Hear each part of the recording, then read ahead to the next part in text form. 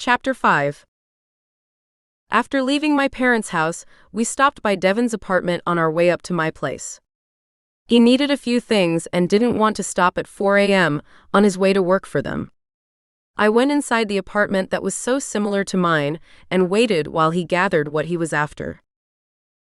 "Did you mean what I think you meant by what's the point in putting it off?"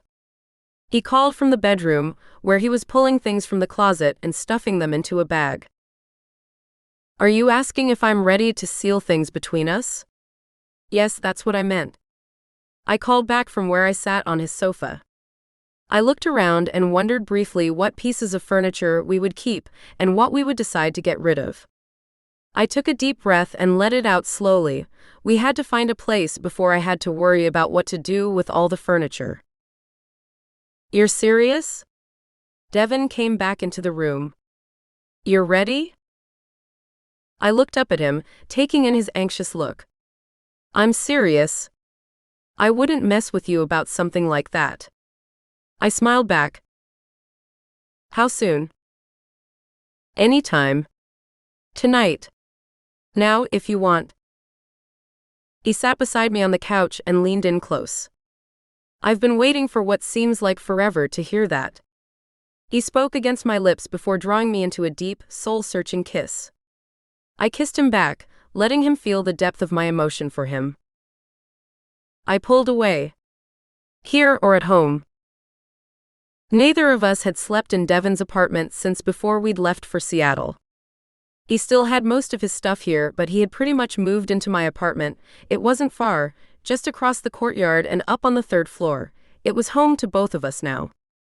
When Devon had taken a ground-floor apartment, he'd been struggling with an injury that left him limping more often than not, and he'd had human senses. Since then, he'd gained not only the ability to shift, but also the enhanced senses and healing that came with it. His leg wasn't back to what it had been before that fateful fall he'd taken while still with the army, but it was better than a year of human healing had left it. Since his return to the Gila Valley, he and I had both discovered how uncomfortable it was for the kitsune to live in close proximity to a large number of people. Our enhanced senses let us hear footsteps on gravel more than 50 feet away, through insulated walls and closed doors. It could drive you to distraction. There was less noise on the 3rd floor, so we spent most of our time up there, at least until we could find a house. Home. He kissed me one last time before standing and offering me a hand. Taking his hand, I let him pull me up beside him. "You have everything you need?" I smiled up at him. He lifted the bag of things we'd stopped for from the floor next to the sofa. "Got it." "Then let's go home." I led him out the door. Inside the 3rd floor apartment, I waited until he closed the door to start peeling out of my clothes. I stepped out of my sandals first, then shimmied out of my jeans, leaving them lying in a puddle on the living room floor while I tugged my t-shirt over my head and tossed it into his face. Turning, I walked toward the bedroom, unfastening my bra and letting it fall to the floor. I slid my panties off my hips and let them slide down my bare legs as I stepped into the bedroom. I heard the bag he was carrying hit the floor and knew he was right behind me. When he stepped into the doorway where I could see him, he'd already lost his shoes, had his shirt unbuttoned and pushed halfway down his arms. I lay across the bed and watched him finish undressing. He shoved his jeans down and stepped out of them, but left the snug boxer briefs where they were. I knew he'd done it to make things last longer. The one thin piece of clothing would make him pause, slow down enough not to get caught up in the moment and let things end too soon. He advanced on me, his eyes predatory. The look on his face made my body go warm and pliant. I knew he was about to have his way with me, but I didn't fear it. I was eager for it. Devon crawled onto the bed, wrapping one hand around my ankle. He pulled until I in the center of the bed and crawled up over my prone body. His hand skimmed up my body, sliding over my calves and thighs before resting at my waist as he lowered his mouth to mine. He ran his tongue over the seam of my lips until I parted them and let him inside, let him taste me as I sampled him in return. He lowered his body against mine. The heat of his skin, his taut muscles pressing against me, sent sparks of lust like lightning bolts through my body. I moaned softly into his kiss. One hand slid up from my waist, pausing for a moment to flick over the tip of my breast before continuing up to cup my jaw. Devon pulled away from our kiss. He ran the pad of his thumb along my cheek as he looked down at me. I love you. His voice had gone deep and breathy. He placed one more soft kiss on my lips before he moved, working his way down my body. I bunched the pillows under my head so I could look down at him, watching as he kissed a slow path down my body until he reached my knees. He looked up at me, a sly grin on his face as he used a feather-light touch as he slid his work-calloused hands over my skin, sending shivers through my entire body. I loved that he knew exactly how to touch me to make my body react to his. I want this to be special, something we'll always remember. He ran his tongue up the length of my thigh. It's going to be special, and we will remember it. Not because of anything we do differently, but because of what it means. I ran one hand over the bulge of his bicep, playing with the soft skin over hard muscle. Tonight we'll stop being two people, a pair of potential mates, and become a mated pair, linked together for the rest of our lives. I looked into his eyes. That will make it something we'll remember, not some new position or game we play. I wrapped my hands around his arms and pulled until he slid up my body. When we were once again face to face, I wound my arms around his waist, pulling him snugly against me before rolling our bodies until we'd reversed our positions. He lay on his back staring up at me, where I sat astride his thighs. Is this how you want it? He said, looking amused. For now. I placed a quick kiss on the tip of his nose before I moved, lifting off him and sliding my hands over his body. I ran my hands from head to toe, slipping over the soft cotton of his underwear as if it weren't there. I used my fingertips and nails to tease and inflame his senses. I flicked back and forth over his nipples, first with skin and then nails, using a light touch, even as I pinched the tender bits of skin, then lowered my mouth to his chest and teasing them with my tongue. I rolled my eyes up to watch his reaction as I gently bit the sensitive flesh. Devon groaned, closing his eyes as he let his head fall back. I moved lower, trailing my tongue down his stomach, circling his belly button a couple of times before dropping to the waistband of his shorts. I played my tongue back and forth over the skin above the elastic, dipping below the snug fabric now and then. He tried to pull me up, to get me to lie along the length of his body, but I refused to go. I wasn't finished yet. Raking my nails along his legs, I moved my mouth to the bulge in the front of his snug underwear. One by one, I sucked the cotton-covered orbs into my mouth, playing my tongue over and over them while keeping my eyes on his face. Devon's pupils dilated with pleasure, even as he struggled to remain in control.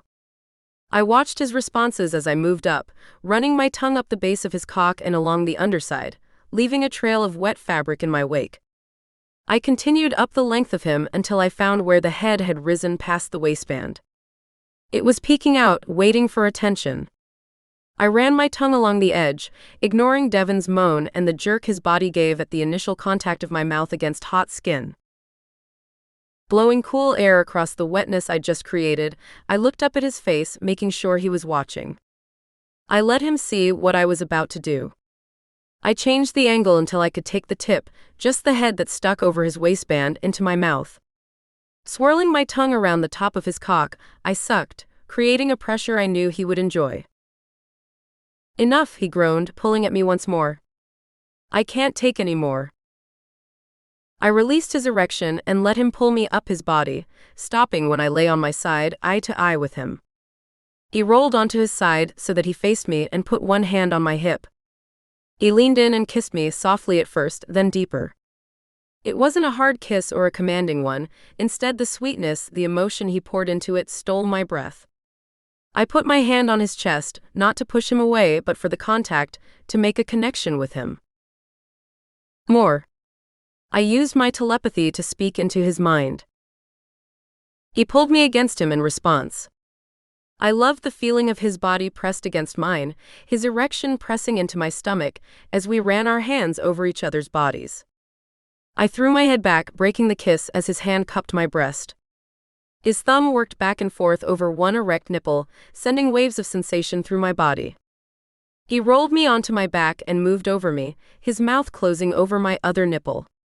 He sucked hard, making me cry out and my back arch with pleasure. "Are you ready?" He used our mental connection to ask as his hand slipped between my thighs, pushing them apart enough to fit his hips between my knees. I felt his fingers caress the apex of my thighs, sliding easily through the thick moisture leaking from my core. He ran one finger up and down the length of my slit several times, circling and teasing the sensitive nub at the top. "Please," I begged, no longer able to keep my body from moving, arching into his touch. "Not yet." He kissed his way down my abdomen until he settled his mouth over my center. He moved his tongue over and into me, kissing me there in much the same way he kissed my mouth, exploring and tasting all of me. The pleasure built. I buried my hands in his hair as the rising pleasure pushed me higher and higher. When the wave of my orgasm washed over me, my fingers curled against his scalp while my hips rose beyond my control against his mouth. "Now you're ready." He rose to his hands and knees, shoved his underwear off his hips and kicked them off the edge of the bed before reaching for the nightstand. "What are you after?" My voice was thick with the remnants of pleasure. "Getting a condom." "Why?" "We can't get diseases and I'm already pregnant." He looked at me as if stunned. "Habit, I guess. I always use them, always. Well, other than that one time in the hot tub." He gave me a wry smile. We both knew that one time I'd taken him in the stone hot tub while we'd been out on a run was how I'd gotten pregnant. Not that either of us had known it could happen at the time. I've never gone without either. I can't think of a better time to start. He grinned down at me. "Me either." He came back to me, lining our bodies up, his hips flush against mine and his stiff cock parting my folds as he leaned down to kiss me. "Have I told you how much I love you?" I opened my mouth to respond, but in impulse I gently bit his lip first. "Isn't that what you're doing now?" I let my emotions show in my eyes, letting him see he meant just as much to me as I meant to him. He placed a quick kiss on my lips before moving his hips to line the tip of his cock with my opening. He pushed into me slowly and in one smooth movement, he buried himself deep inside me.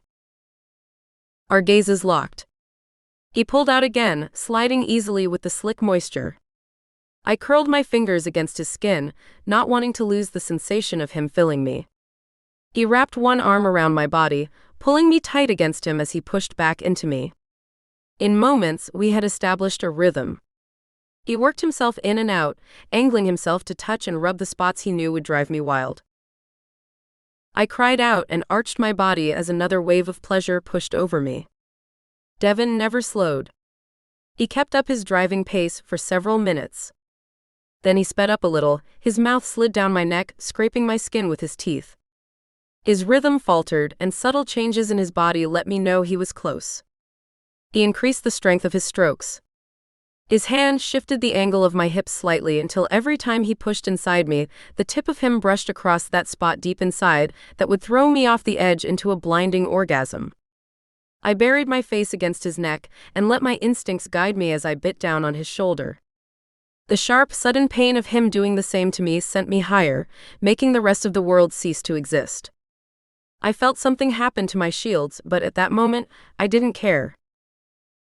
The first thing I noticed as the bliss started to fade was the taste of blood in my mouth. While not unpleasant, the metallic tang was distinctive. I opened my eyes to find Devon collapsed over me, heavy but not crushing. There was a perfect outline of my teeth on the muscle behind his collarbone.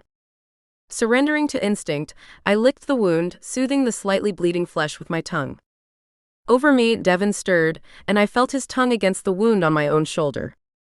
The sensation sent a peaceful feeling through me. Devon shifted slightly, pulling out of me and rolling until he was no longer lying on top of me. He curled on his side and wrapped his arm around me, dragging me against him before covering us both with the blanket. I drifted off to sleep, wondering how I ever slept any other way.